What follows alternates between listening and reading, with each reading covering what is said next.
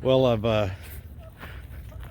got the animals going with some scratch grains out there, and this is all after, of course, I've been up since about 5:30 this morning, doing a little meditating, everything, and then I get out here and get going with my animals. This is the time of day I love.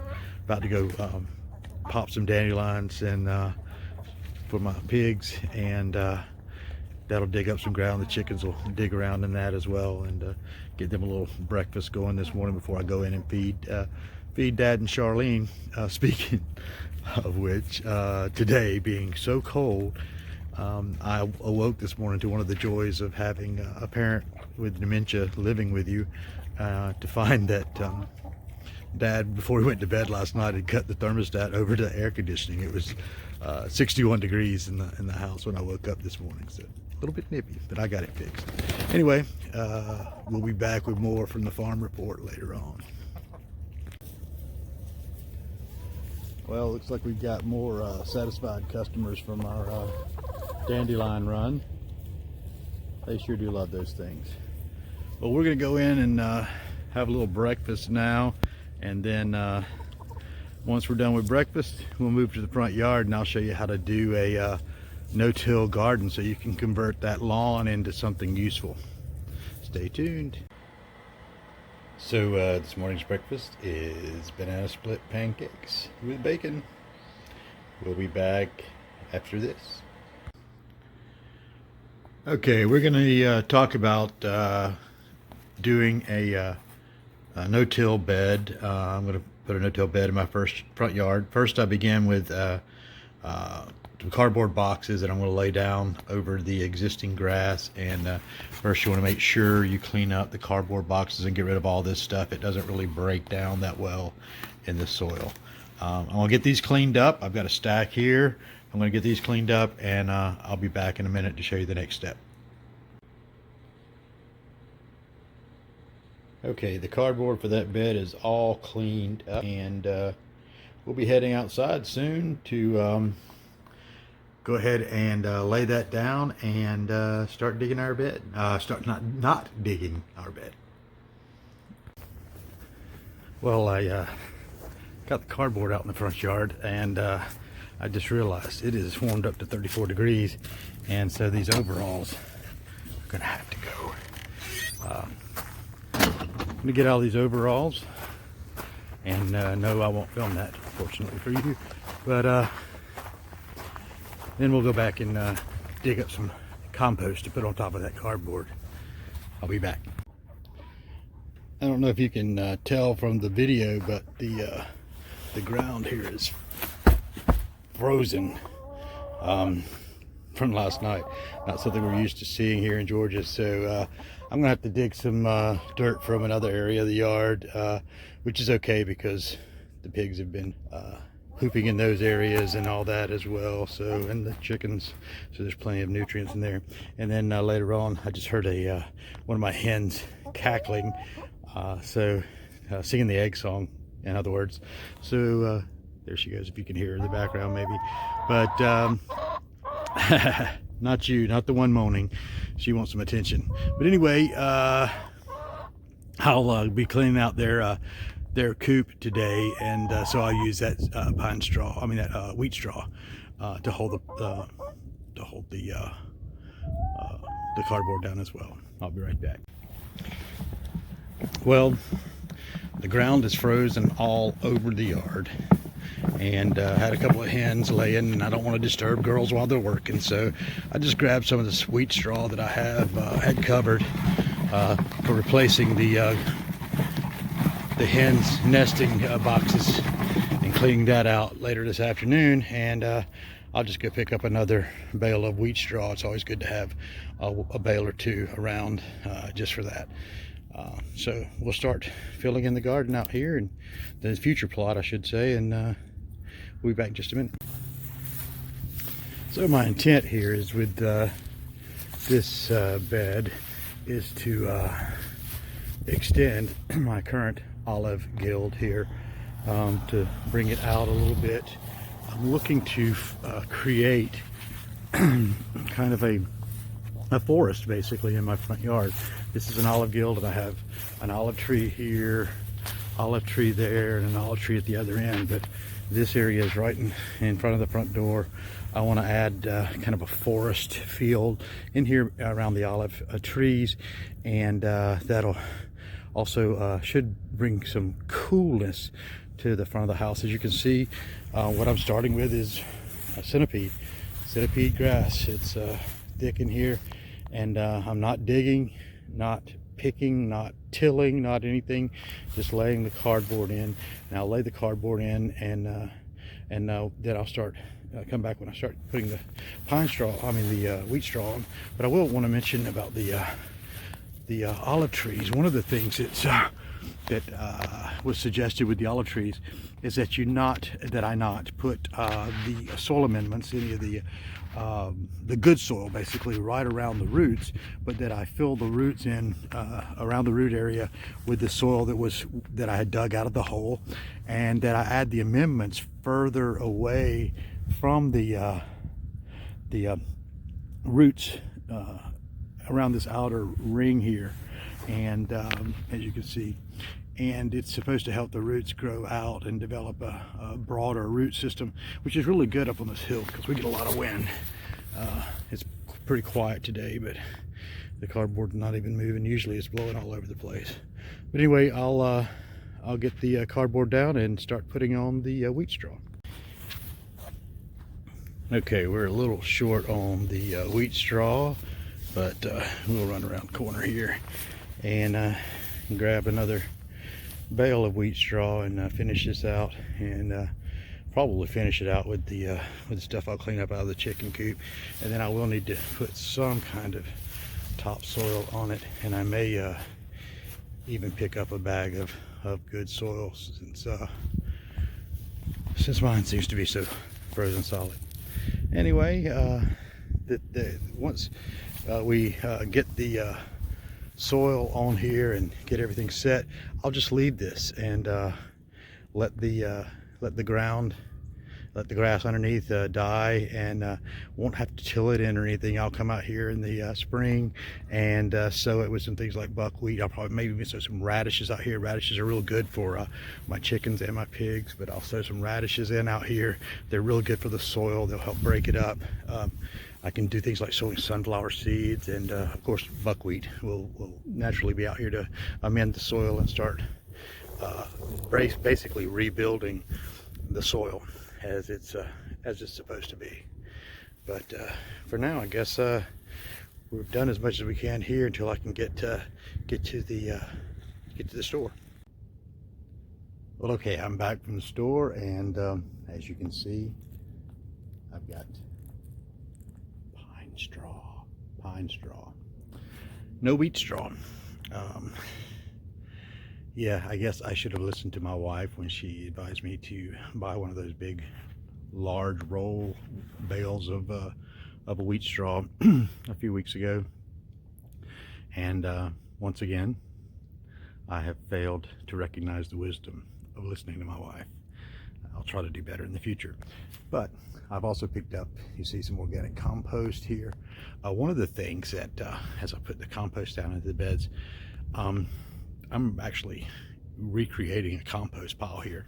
I don't like to get outside compost because I want the ecosystem here to be unique to my yard. So I try to use as many things from my yard in my yard. That's why I'm really looking forward to having more trees, because then I'll have more of the brown litter for my compost pile. And but I'll actually be making each bed of compost, each guild a composting area. This past year I got compost from the local fairgrounds, and I was fortunate. I don't think I got any of it in that I can tell, maybe a couple of spots, but you have to watch out if you get compost from agriculture places, places that raise cows, horses, whatever animals, that they don't use any herbicides in the fields that their animals eat out of. because they don't break down within the animal's digestive system, and they're passed into their manure and into your garden. And sometimes you'll find, gosh, I put a ton of compost in this thing, and good dirt, and the dirt really smelled good and everything, and nothing comes up, and what you've got is killer compost. Your compost is actually killing your plants, and that's just something to watch out for. And that's why, again, I want to produce everything within my own ecosystem here. My animals, I don't use any vaccinations or anything like that. What I want to do is I want to raise my animals here, my chickens, my pigs, and any future animals. They'll be raised in this ecosystem, so that they develop a natural immunity within this system, within the things that exist within the system. And it's worked on a larger scale farms, and I believe we'll be able to bring that to this level as well. So now I'm going to go out and spread the compost, the manure, and the pine straw. Okay, I've got the compost down, and I'll spread this out in just a minute. Looks like I may need a little more pine straw. Those are kind of small bales, but we'll see how that works. Don't really need to be overly decorative with it. I just want to make sure all the ground gets covered. And all right, well, let's open up the pine straw. Okay, so I'm done spreading the pine straw, and I've got a little pine straw left. I'll take it around back and spread it out for the chickens. They kind of like that stuff.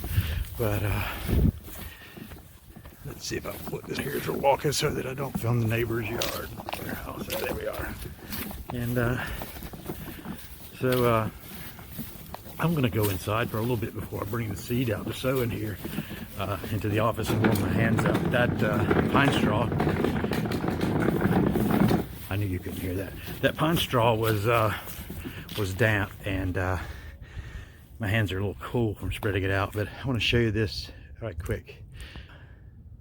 This is a kennel, and there's another one on top, a couple of kennels that someone had left on the side of the road. There's wire kennels, and they've got the full bottom in it.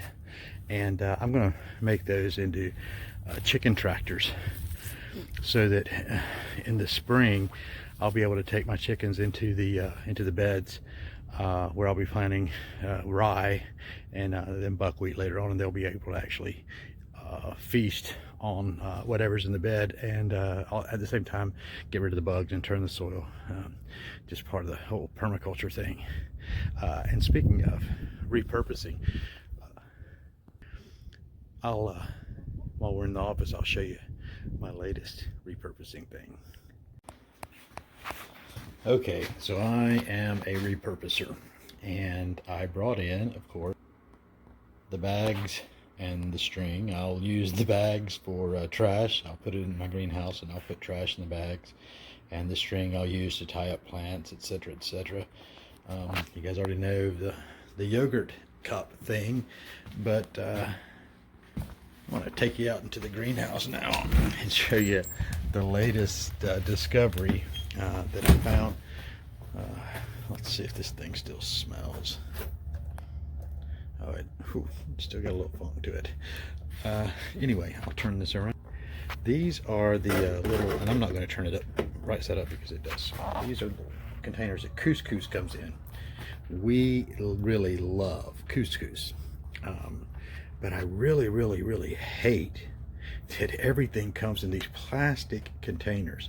I mean, that's one of the things about what we're doing here.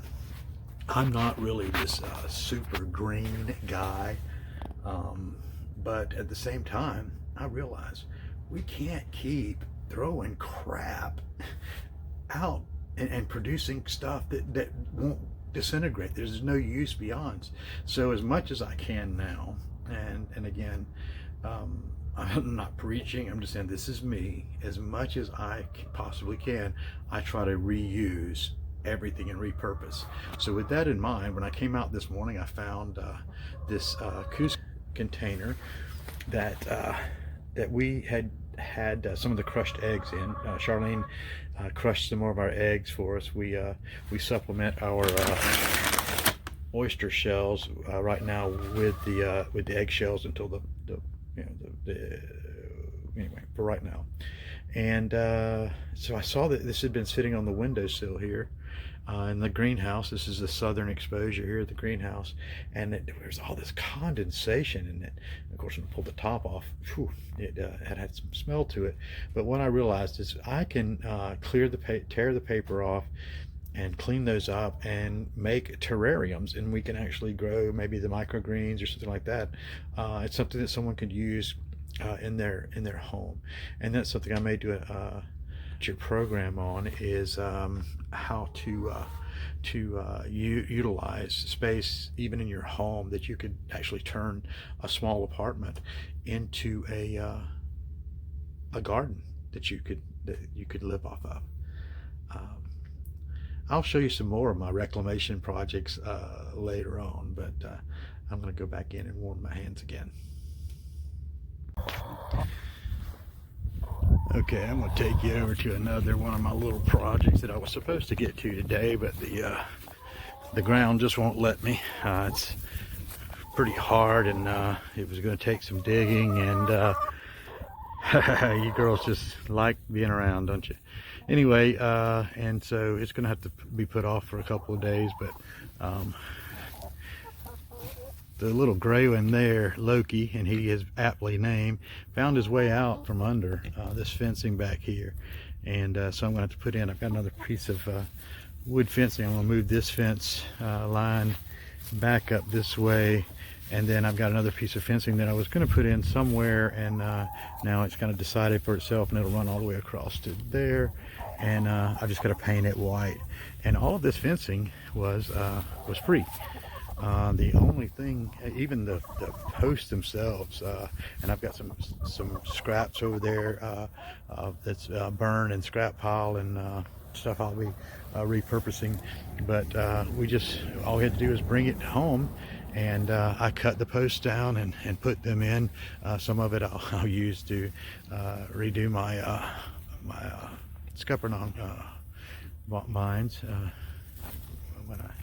when I get those done. But anyway, and this fence here, of course, was mostly free. The only thing, these posts you see, I did buy these 4x4 posts, and of course the screws. But these were pallets that sod comes on. I also used pallets. I was going to raise rabbits in here, but we decided against rabbits, of course. And then the best thing that I did, let me turn this around so you can see my muggy, and the best thing that I did was investing in this electric fence. Again, I want you to see, stand behind me, where the fence is. The gate, of course, is a little expensive, the gate mechanism, but I'll turn this around again and see what you're looking at. But here I've got electric fence running about pig butt high all the way across, so the pigs won't push up against it. That way I didn't have to reinforce the fence as heavily. I've got what they call those landscaping timbers in between, and then the posts actually on the corners and all the way around.